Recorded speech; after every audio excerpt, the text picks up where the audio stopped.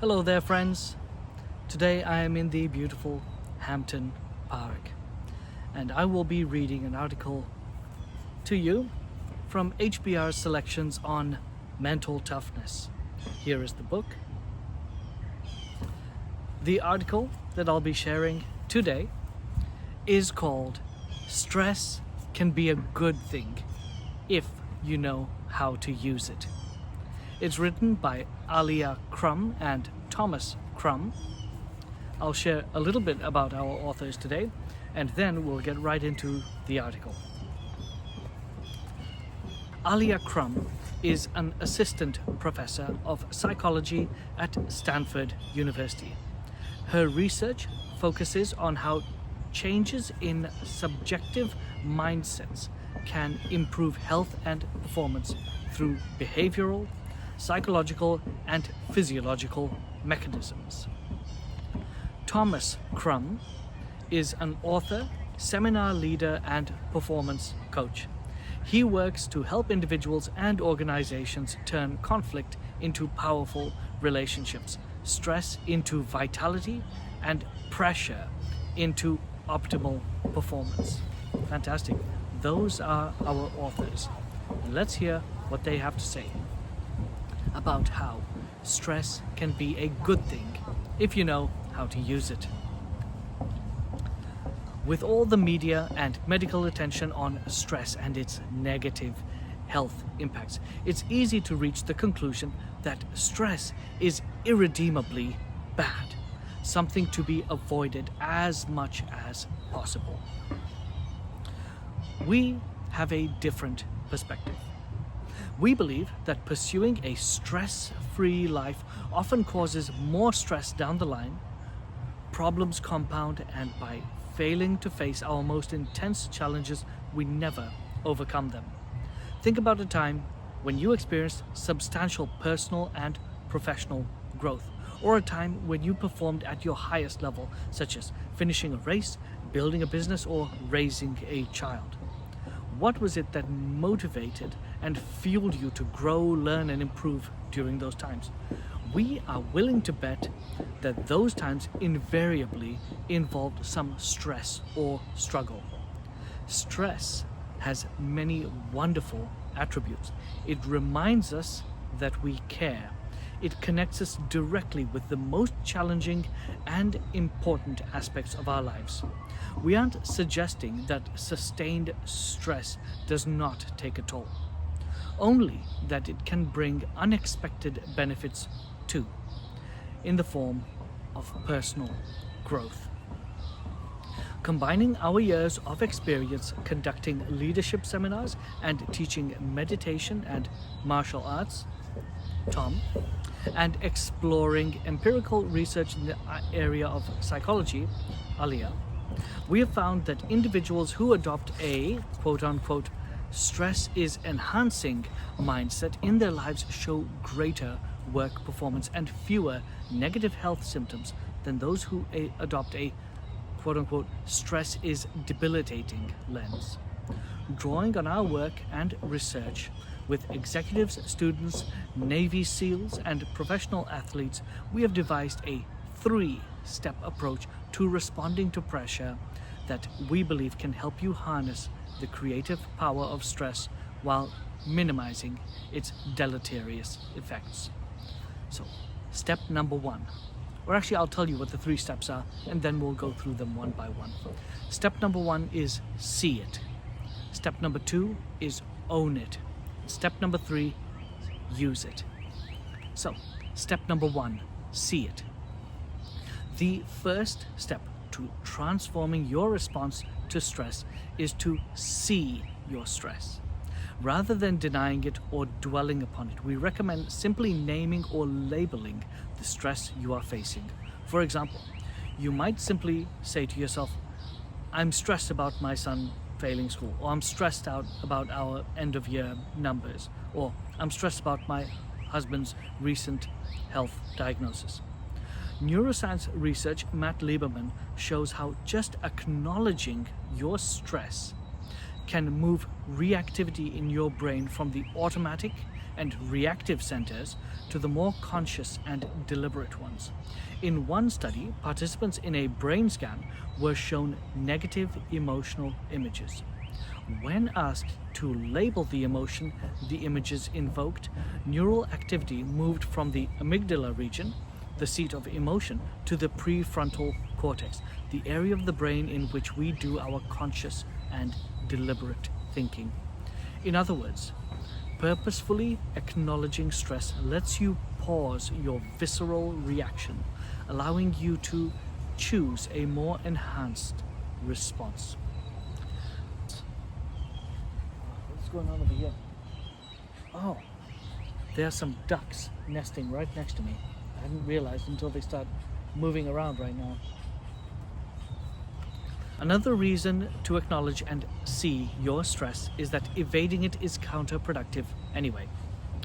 Our research with Peter Salovey and Sean Aker has shown that individuals who view stress as debilitating tend to either over or under react to stress, whereas those with a stress is enhancing mindset have a more moderate cortisol response to stress and are more willing to seek out and be open to feedback during stress, which can help them learn and grow for the longer term. Mindfulness and other centering practices can help you acknowledge and transform how you are responding to duress. Each person reacts differently. Do you have a racing heart, clenched muscles, or are you in the minority who feel a sudden urge to fall asleep? What are your psychological reactions? To judge others, to blame others, or yourself? How about your behavioral reactions? Do you check out of the conversation altogether? Do you rush to the refrigerator?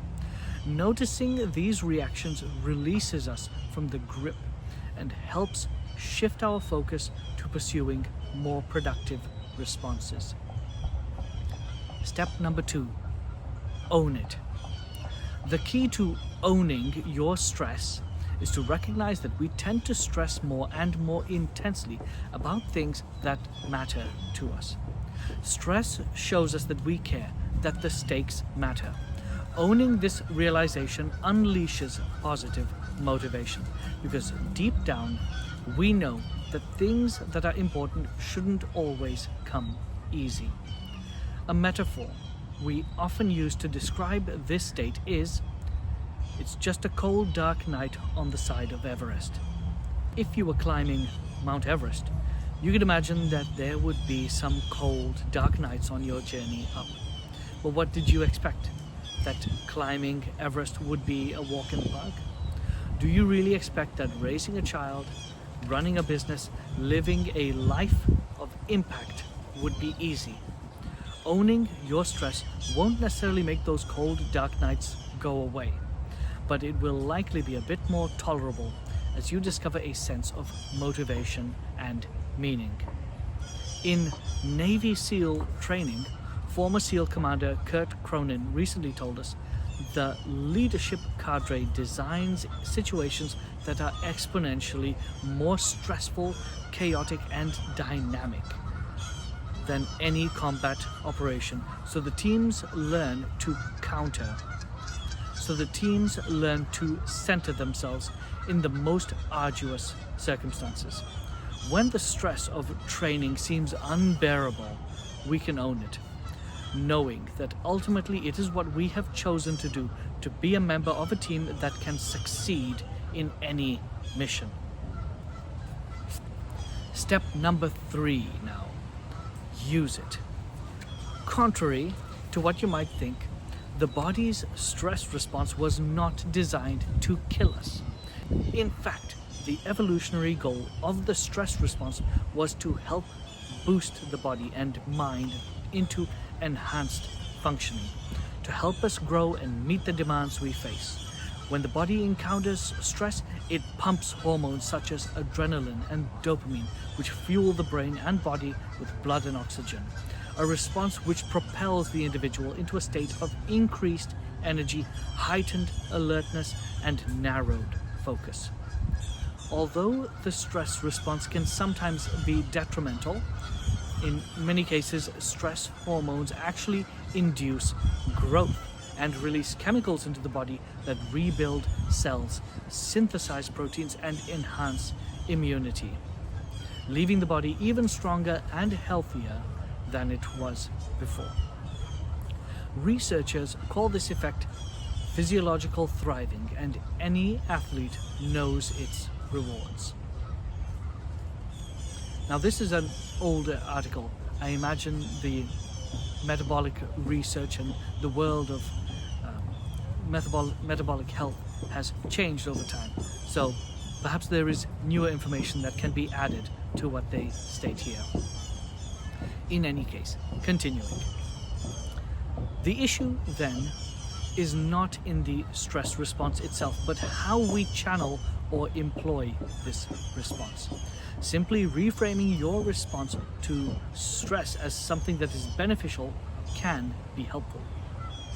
Researcher Jeremy Jamieson demonstrated that students asked to reframe pre-test anxiety as a beneficial perform better on the exams. Harvard Business School professor Alison Wood Brooks has shown how reframing anxiety as excitement can improve performance on tasks such as negotiating and giving an important speech. Sometimes, however, it is not so clear how best to use stress, especially with longer-term or more complicated situations. Consider an ongoing conflict with a spouse or a boss, a complex health condition, or even the recent passing of a loved one. The key in these cases is to simply be open to the opportunities and learning inherent in the stress. Experiencing these challenges as an inherent part of our life cycle.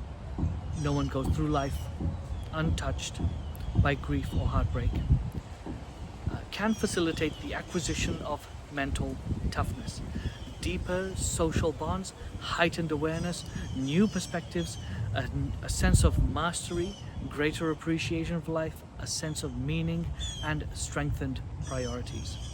Indeed, some leadership scholars, most notably Abraham Zalesnik, has drawn upon William Jones' concept of twice-born personalities to argue that great leaders share the common experience of working through traumatic episodes in their lives. That's something the SEAL community has learned firsthand in recent years as its combat missions have increased. Commander Cronin recently told us, after multiple years of back-to-back deployments, PTSD continued to grow within the SEAL community. Learning about post-traumatic growth, learning to ask how could these experiences serve us, and being pushed to own the experiences that we had been through, use them to fuel our future, proved a powerful tool in helping our individuals, teams, and organizations thrive, not in spite of the stress, but because of it. Final section of this article. As a society, we largely fail to frame stress as potentially enhancing and often completely miss opportunities to learn from and grow from stressful moments. That does not mean we advocate viewing all stressors as a positive thing, but we do advocate that you embrace your stress response as a powerful tool for helping you overcome the inevitable challenges in life that can and will arise. Hopefully you gained something from that talk on stress. Thank you.